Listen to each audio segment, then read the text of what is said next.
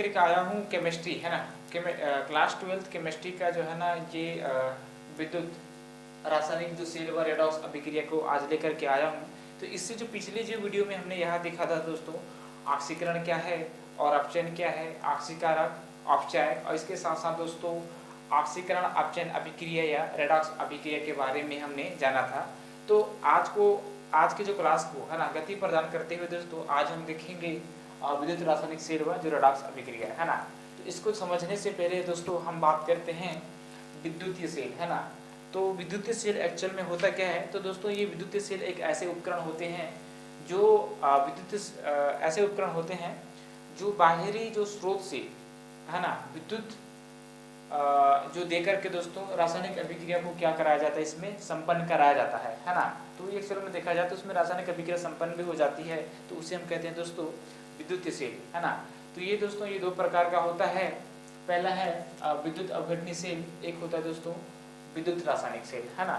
तो पहला हम बात करते हैं दोस्तों विद्युत अपघटनी सेल, है ना। तो इस विद्युत अपघटनी सेल में दोस्तों मैंने क्या करता हूँ, जो एक पात्र में क्या लेता हूँ, एक पात्र में क्या है, इसमें सोडियम क्लोराइड का जो है ना सॉल्यूशन है दोस्तों, और इनके जो पात्र में दोस्तों क्या है, पारा का जो एक अमलगमन चिपका हुआ है, ठीक है। तो इस तरह से है ना। तो इसमें विद्युत अपघटनी सेल में क्या होता है दोस्तों, है ना, इस जो आप जानते हैं कि दोस्तों ये जो प्लस आयन है ये एनोड की तरह कार्य करता है, ये दोस्तों जो माइनस आयन है दोस्तों वो क्या करता है, वो कैथोड की तरह कार्य करता है ना। तो ये अमलगम का क्या है दोस्तों, ये क्षण है ना। तो इसमें जैसे ही विद्युत धारा जो प्रवाहित की जाती है दोस्तों, जैसे ही विद्युत धारा जो प्रवाहित करने पर आप जानते हैं ये जो सोडियम और जो क्लोराइड है ना दोस्तों, वो सोडियम आयन और जो है दोस्तों ये क्या है, क्लोराइड आयन में या क्लोरीन जो आयन में क्या हो जाता है दोस्तों, टूट जाता है ना। तो ये टूटने के बाद क्या होता है दोस्तों, है ना, ये जो एनोड आयन है दोस्तों वो है ना क्या है, कैथोड की ओर गति करने लगते हैं। और यही जो कैथोड जो आयन है दोस्तों एनोड की ओर गति करने लगते हैं, और जो अंतिम में दोस्तों सोडियम जो है ना अमलगम बना करके क्या हो जाते हैं दोस्तों, उस सेल के बाहर आ जाते हैं। तो वहाँ जो पूरा जो प्रक्रिया क्या कहलाता है दोस्तों, विद्युत अपघटनी सेल, ठीक है। तो यहाँ तक के दोस्तों आप लोग को समझ में आ गया होगा। या एक प्रश्न भी आता है, यह विद्युत अपघटनी सेल क्या है, या इलेक्ट्रोलिसिस सेल क्या है, ठीक है। तो आप इसके रासायनिक अभिक्रिया के तौर पर आप ऐसे भी सोच कर सकते हैं दोस्तों, जैसे कि कैथोड पर, है ना, कैथोड पर क्या है, कैथोड पर कौन गति करने लगता है दोस्तों, सोडियम आयन ना, ठीक है। ये इलेक्ट्रॉन के रूप में क्या हो जाएगा दोस्तों, ये सोडियम बना लेगा स्वतंत्र अवस्था में, ठीक है। उसके बाद है दोस्तों एनोड पर, है ना, तो एनोड पर गति करने लगते हैं दोस्तों, ये कौन, ये क्लोराइड है ना, ठीक है। यह ज़्यादा लंबा होगा ई, ठीक है। ये क्या दोस्तों, ये क्लोराइड है, ठीक है। तो इस तरह से दोस्तों क्या है ना, इस तरह से जो है देखने को ये मिलता है, ठीक है। तो इस प्रकार आपको ऐसे लिखना है। अब हम बात करते हैं दोस्तों विद्युत रासायनिक सेल, है ना। तो इसमें क्या है, बाहरी जो सोर्स से रुक के जो है ना क्या दिया जा रहा था दोस्तों, विद्युत दिया जा रहा था ना, विद्युत दिया जा रहा था, है ना, विद्युत इसमें दिया जा रहा था, जिसके कारण से इसमें क्या है रासायनिक अभिक्रिया संपन्न होती है, ठीक है। यहाँ तक कि दोस्तों आप लोग को समझ में आ गया होगा। अब हम बात करते हैं दोस्तों विद्युत रासायनिक सेल, है ना। ये विद्युत रासायनिक सेल होता क्या है, तो हम चलिए दोस्तों हम समझते हैं विद्युत रासायनिक सेल। तो इसमें भी आप जानते हैं दोस्तों, इसको मैं मिटा लेता हूँ, जगह कम पड़ जाएगा, है ना। जैसे इसके बाद मैं सेकंड जो बात करता हूँ दोस्तों वो है विद्युत रासायनिक सेल, है ना। इस विद्युत रासायनिक सेल को समझने से पहले हम दोस्तों हम इसको समझते हैं, इसी एक्सपेरिमेंट के जो आधार पर ही हम दोस्तों हम समझेंगे एक्चुअल में ये विद्युत रासायनिक सेल होता क्या है, ठीक है। तो चलिए दोस्तों हम देखते हैं। तो दोस्तों इसको समझने से पहले मैंने क्या लिया हूँ, एक जो पात्र में दोस्तों क्या लिया हूँ, मैंने जिंक सल्फेट का मैं सोल्यूशन लिया हूँ, और एक जो पात्र में लिया हूँ दोस्तों कॉपर सल्फेट का सोल्यूशन, है ना। इस कॉपर सल्फेट के सोल्यूशन में लेने के साथ साथ दोस्तों मैंने लिया है एक जिंक का छड़, है ना, जो एनोड की तरह कार्य करता है, और इधर वाले जो सोल्यूशन में जो लिया हूँ दोस्तों है ना, कि कॉपर का जो छड़ जो कैथोड की तरह कार्य करता है ना। इसके साथ साथ दोस्तों जो एक एमीटर का जो है ना इसमें लगाया हूँ हम, ठीक है, जो लगाया हूँ, ठीक है। तो ये दोस्तों क्या है, एमीटर विद्युत धारा के जो प्रवाह को जो है ना एक मापने का वो काम करेगा, ठीक। इसके साथ साथ दोस्तों यहाँ पर क्या है, फिल्टर पेपर में यूज करता हूँ, है ना,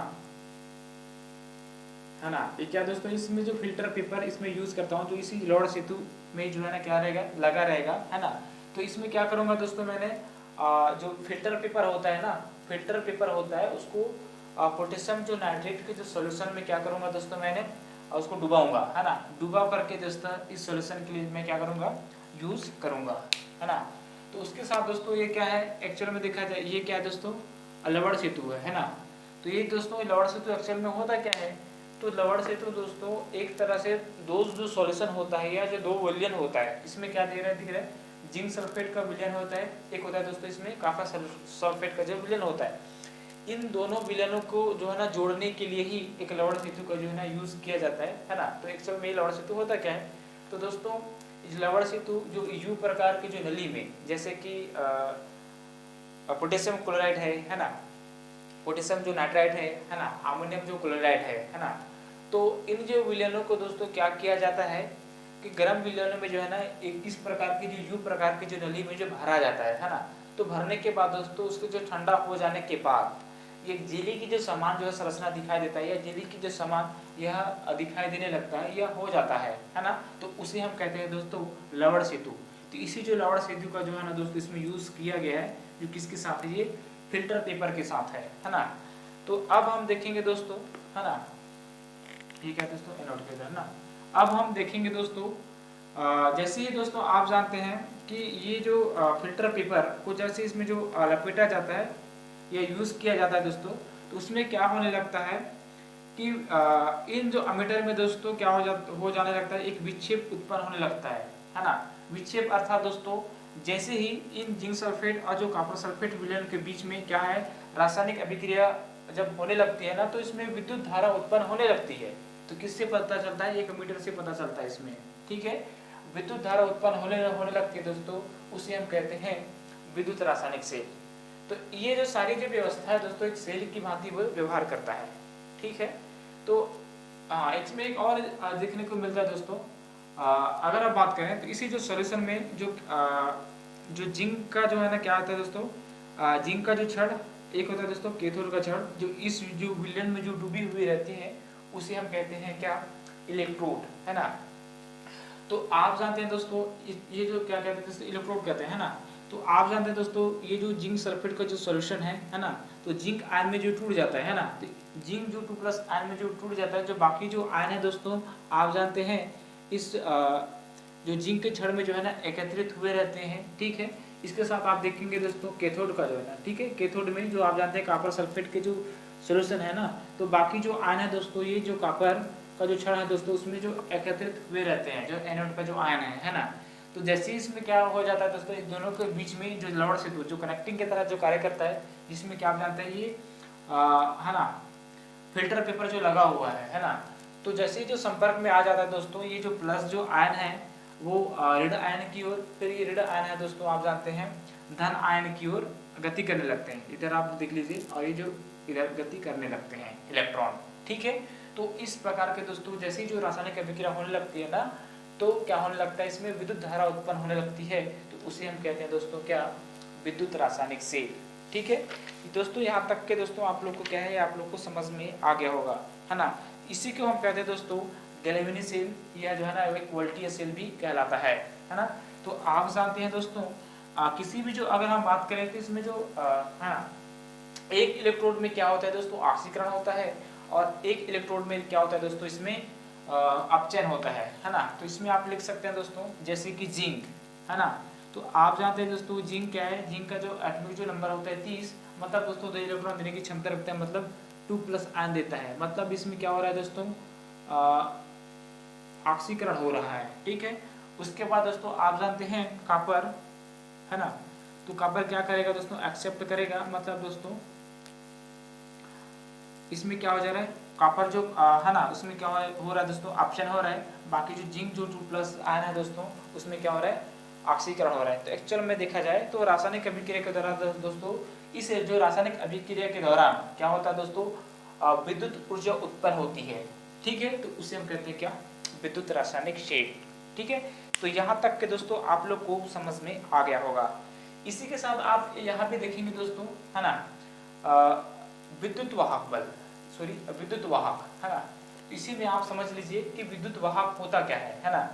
दोस्तों जो विद्युत वाहक होता क्या है, जैसे कि आप जानते हैं दोस्तों विद्युत वाहक, वाहक मतलब होता है दोस्तों ले जाने वाला। क्या को ले जाने वाला?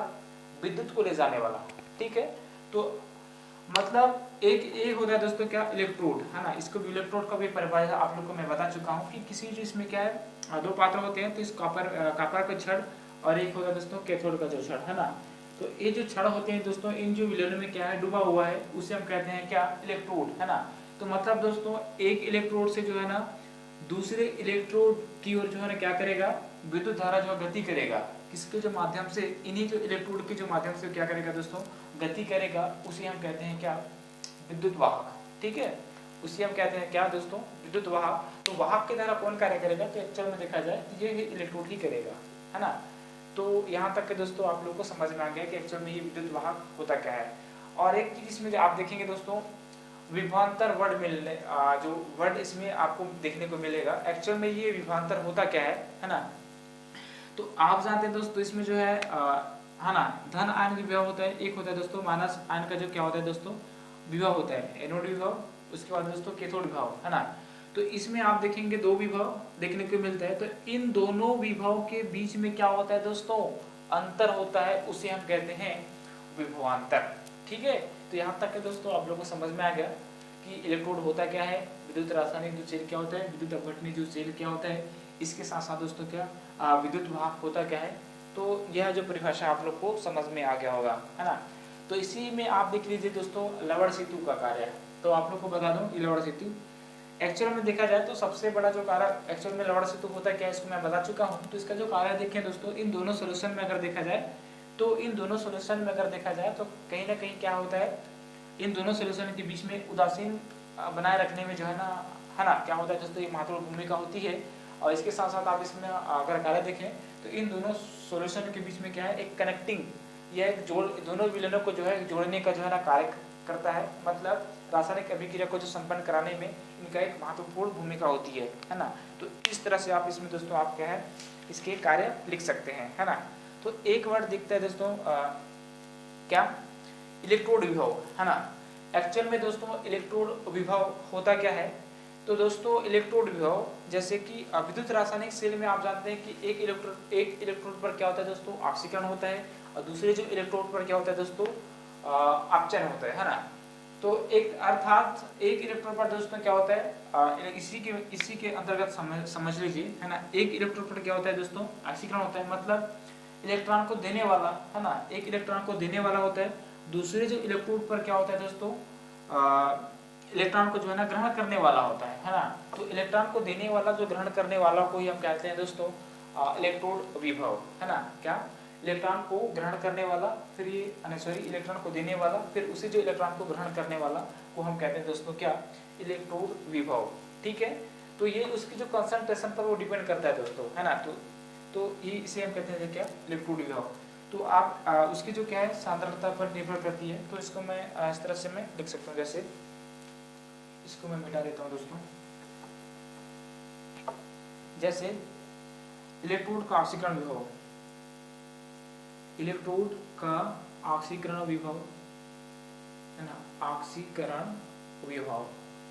ठीक है, जैसे आप ऐसे भी लिख सकते हैं जैसे कि एक बट्टी आयनों का सांद्रण, मतलब दोस्तों आयनों के सांद्रण पर वो डिपेंड करता है, आयनों का सांद्रण पर वो डिपेंड करता है। मान लीजिए दोस्तों मान लो इसमें जो है ना जिंक की जो, अगर जिंक जो आयन की जो संख्या जब बढ़ जाए है ना, जिंक आयनों की संख्या बढ़ जाए या जो कम हो जाए है ना, तो उस स्थिति में क्या होगा, उस स्थिति में जो आयनों की जो संख्या जो बढ़ जाएगी ना, तो आप देखेंगे कि जो इलेक्ट्रॉन किसी जो आयनों का जो है ना उसमें जो कंसंट्रेशन ज्यादा होगा या किसी कंसंट्रेशन कम हो जाएगा तो आधे जो आयनों की जो संख्या उसमें क्या हो जाएगा दोस्तों, बच जाएगा ना। तो एक्चुअल में देखा जाए तो इसमें जो इलेक्ट्रोड विभव का जो क्या होता है दोस्तों, उसकी जो आयनों के जो सांद्रणों पर जो है ना क्या करता है वो डिपेंड करता है। ठीक है, तो यहाँ तक के दोस्तों आप लोग को एक समझ में आ गया होगा एक्चुअल में ये विद्युत है ना क्या, इलेक्ट्रोड विभव होता क्या है। अब हम बात करते हैं दोस्तों मानक हाइड्रोजन इलेक्ट्रोड या हाइड्रोजन इलेक्ट्रोड होता क्या है। अगर हम हम दोस्तों हाइड्रोजन इलेक्ट्रोड की अगर हम बात करते हैं, है ना, तो इसमें से दोस्तों आप देखेंगे कि इसमें जो प्लेटिनम का जो प्लेटिनम जो कृत है ना, इसमें जो हाइड्रोजन जो आयन होगा दोस्तों, है ना, और इसमें इस सॉल्यूशन इस जो पात्र होगा दोस्तों, उस पात्र में क्या है, हाइड्रोनियम जो आयन का जो इसमें सॉल्यूशन होगा, है ना, तो इसी जो सॉल्यूशन में क्या होगा दोस्तों, है ना, जो हाइड्रोजन जो गैस है दोस्तों, बाहरी जो वायुमंडल दाब से जो है इसे प्रवाहित किया जाएगा। तो प्रवाहित करने के बाद आप देखेंगे कि इन दोनों के बीच में क्या हो जाएगा दोस्तों, साम्य स्थापित हो जाएगा, है ना। तो 25 सेल्सियस पर इसे शुद्ध हाइड्रोजन गैस उसके ऊपर क्या किया जाता है, प्रवाहित किया जाता है। तो प्रवाहित करने के बाद उसमें क्या हो जाता है दोस्तों, साम्य स्थापित हो जाता है। तो साम्य स्थापित हो जाने के बाद दोस्तों क्या है, उत्प्रेरक की तरह कार्य करता है। मतलब उत्प्रेरक मतलब दोस्तों किसी भी जो रासायनिक अभिक्रिया को क्या कर देता है, वो घटा या बढ़ा देता है ना। तो इन रासायनिक अभिक्रिया को जो है ना, माफ कीजिए दोस्तों, दो इलेक्ट्रोड का जो है ना यूज किया जाता है। तो जो पिछले जो अभी जो बताया है ना, विद्युत रासायनिक जो सेल में जिस तरह का जो लवण सेतु का जो यूज किया जाता है दोस्तों, इसको जो मापने के लिए, उसी तरह का जो है ना लवण सेतु का जो है ना इसमें यूज किया जाता है। जो पोटेशियम जो नाइट्राइट को जो है दोस्तों क्या गर्म जलीय विलयन में जो है ना प्रवाहित किया जाता है। तो एक जेली की जो समान संरचना जो दिखाई देता है, तो उसी जो लवण सेतु का जो है ना यूज किया जाता है। लेकिन याद रहे दोस्तों, इसमें जो लवण सेतु का जो यूज किया जाएगा वो क्या होगा, कम प्रतिरोध वाला होगा, है ना। आप लोग को बता दो, इसका जो स्पेशल जो करेक्टर है दोस्तों, एक मानक हाइड्रोजन इलेक्ट्रोड का, है ना। तो यहाँ का जो हाइड्रोजन इलेक्ट्रोड विभव का जो क्या होता है दोस्तों, शून्य होता है ना। तो इसका जो खास देखें तो बाकी जो दोस्तों क्या है, सेम है। और इसमें दोस्तों क्या किया जाता है, इसमें प्लेटिनम कृत जो है ना, इसमें विलयन इसमें डूबा रहता है ना। किस किस विलयन में, हाइड्रोनियम आयन के विलयन में, ठीक है। तो इस तरह से दोस्तों इसमें देखने को मिलता है, इसमें ज़्यादा कुछ तो नहीं है ना। तो इसको आप बन जाएगा, बाकी जो सेम है वही अंतर है, ठीक। उसके बाद इसमें दिया जाए दोस्तों विद्युत वाहक बल और विभवांतर में अंतर। तो आप लोग को मैं बता चुका हूँ कि विद्युत वाहक बल क्या होता है और विभवांतर भी आप लोग को मैं बता चुका हूँ, ठीक। एक आता है दोस्तों विद्युत रासायनिक श्रेणी, है ना। तो दोस्तों ये विद्युत रासायनिक श्रेणी अलग अलग जो है ना तत्वों का क्या होता है, अलग अलग जो है ना जो मानक जो अपचयन जो विभव दोस्तों अलग अलग होता है, अलग अलग तत्वों का। तो इन्हीं जो अपचयन अलग अलग जो तत्वों का जो अपचयन जो विभव का मान अगर हम बढ़ते हुए जो क्रम में जो व्यवस्थित कर दिया जाता है दोस्तों, तो उसे हम कहते हैं विद्युत रासायनिक श्रेणी। विद्युत रासायनिक श्रेणी या सक्रियता श्रेणी के जो नाम से भी जाना जाता है, ठीक है। तो इसमें से बहुत ही इंपॉर्टेंट जो प्रश्न है दोस्तों, कि इसमें पूछा जाता है कि विद्युत रासायनिक श्रेणी होता क्या है ना। तो विद्युत रासायनिक श्रेणी वहाँ होता है दोस्तों जो विभिन्न जो तत्वों का जो मानक अपचयन जो विभव को अगर बढ़ते हुए जो क्रम में अगर व्यवस्थित किया जाए तो एक श्रेणी के जो रूप में दिखाई देता है, उसे हम कहते हैं विद्युत रासायनिक श्रेणी। जैसे कि आप जानते हैं, अगर हम इसका जो खास विशेषता देखें दोस्तों, जैसे कि आप जानते हैं कि मैं तो समझने के लिए मैं लिख दे रहा हूँ, है ना। लिथियम का दिया है, ठीक, लिथियम का दिया है, और दोस्तों क्या रुबिडियम का दिया है, ठीक। उसके बाद दोस्तों क्या पोटेशियम का दिया है, ठीक है। उसके बाद क्या दोस्तों बेरियम का दिया है। इतना काफ़ी है ना, प्लस आयन। और इसमें और इधर देखा जाए तो एक ऐसी स्थिति आ जाती है दोस्तों, जैसे कि है 2 हाइड्रोजन ना, 2 हाइड्रोजन, उसका जो है दोस्तों क्या प्लस आयन, ये 0.52, ठीक। और लिथियम का अगर मैं बात करूं दोस्तों, इसका जो अपचयन जो विभव है माइनस में रहता है ना, -3.04, ठीक है। उसके साथ आप देखेंगे दोस्तों जी, ठीक है, 29, है ना। तो एक्चुअल में देखा जाए तो इसको जो है ना, इसके जो मानक अपचयन जो विभव को क्या है दोस्तों, एक बढ़ते हुए जो क्रम में अगर एक व्यवस्थित कर दिया जाता है, तो उसे हम कहते हैं दोस्तों क्या, है ना, विद्युत रासायनिक श्रेणी, है ना। अगर इसका खास विशेषता मैं देखूं दोस्तों, तो क्या होता है कि किसी भी जो विद्युत श्रेणी में, है ना, किसी भी जो विद्युत रासायनिक श्रेणी में धातु की अगर हम क्रियाशीलता देखें, तो ऊपर से अगर नीचे चले जाए, है ना, ऊपर से जो नीचे चले जाए, तो उसका जो अपचयन जो क्षमता है दोस्तों क्या हो जाती है, वो घटती जाती है। तो आप जानते हैं दोस्तों, है ना, ऊपर से जब नीचे जाएंगे तो इसमें क्या होगा दोस्तों, इसमें जो प्लस जो आयन है ना, इसमें जो क्या है दोस्तों, ये प्लस आयन है, जो प्लस आयन है। तो आप जानते हैं इसमें जो अपचयन जो माइनस आयन में जब होगा दोस्तों, उसमें क्या हो जाएगा, अपचयन होगा ना। तो जैसे जो किसी भी जो विद्युत रासायनिक श्रेणी में अगर ना क्या हो जाए, ऊपर से जब नीचे चले जाए दोस्तों, इसकी जो अपचयन जो क्षमता हो जाती है दोस्तों, क्या हो जाती है, वो घटती जाती है ना। तो मतलब दोस्तों अगर हम ऊपर से, है ना, ऊपर से क्या हो जाए दोस्तों, हाँ ऊपर से जब नीचे जाए तो क्या हो जाता है, अपचयन क्षमता घट जाती है। जब ऊपर इसी जो नीचे से अगर ऊपर जाए दोस्तों, अपचयन क्षमता बढ़ जाती है। तो इस चीज को आप याद रखेंगे। जहाँ पर आप जानते हैं दोस्तों, जहाँ पर जो माइनस जो आयन होंगे उसमें क्या होगा, अपचयन क्षमता अधिक होगा, है ना। तो ये हो गया पहला पॉइंट। उसके बाद दूसरा विशेषता क्या कहता है दोस्तों, किसी भी जो विद्युत रासायनिक श्रेणी में अगर देखा जाए, है ना, तो ऊपर से अगर हम नीचे आए तो, है ना, ऑक्सीकरण की जो क्षमता है दोस्तों क्या होती है, वो बढ़ती जाती है। मतलब दोस्तों जो प्लस आयन है ना, जो प्लस आयन देने की क्षमता अधिक होगा, मतलब दोस्तों उसकी जो ऑक्सीकरण किसी भी विद्युत रासायनिक श्रेणी में जो ऑक्सीकरण की क्षमता क्या होती जाएगी दोस्तों, ऊपर से नीचे जाने पर बढ़ती जाएगी। ठीक है, इसके साथ आप देखेंगे दोस्तों, है ना, जैसे जैसे श्रेणी से जब ऊपर से जब नीचे जाने पर दोस्तों धातुओं की जो धन विद्युतीय जो लक्षण है दोस्तों, वो क्या हो जाता है, वो कम हो जाता है ना। ये देखने को मिलता है। और इसमें और देखेंगे दोस्तों आप लोग, श्रेणी से जब ऊपर से जो नीचे जाने पर दोस्तों अधात्विक जो अपचयक की क्रियाशीलता घट जाती है ना। तो इस अपचयक, है ना, इससे पहले जो ऑक्सीकरण क्या होता है और अपचयक जो क्या होता है, इस पर भी जो मैंने बात किया था, है ना। तो अपचयक की क्या हो जाती है दोस्तों, क्रियाशीलता इसमें घट जाती है ना। तो इसमें 3-4 दोस्तों क्या है, इनकी जो विशेषता है इसको आप लिख सकते हैं समझ करके। ठीक है, तो इसकी जो उपयोग किया है दोस्तों, गैल्वेनिक सेल का ईएम ज्ञात करना, है ना, एनोड और कैथोड का अनुमापन ज्ञात करना, है ना, इसके साथ रेडॉक्स अभिकारियों का जो है ना संभाव्यता ज्ञात करना। तो ये चीज़ आपको ध्यान में जो रखनी है ना। तो बहुत सारे जो इसमें उपयोग दिया है, धातुओं का जो है धन विद्युतीय गुण है, अम्लों के साथ हाइड्रोजन गैस का जो मुक्त होना, ये जो सारे जो है ना इसके क्या है दोस्तों उपयोग है, तो आप लिख सकते हैं। तो ये था दोस्तों आज का हमारा ये जो है ना टॉपिक। तब तक के लिए धन्यवाद दोस्तों। जय हिंद, जय छत्तीसगढ़।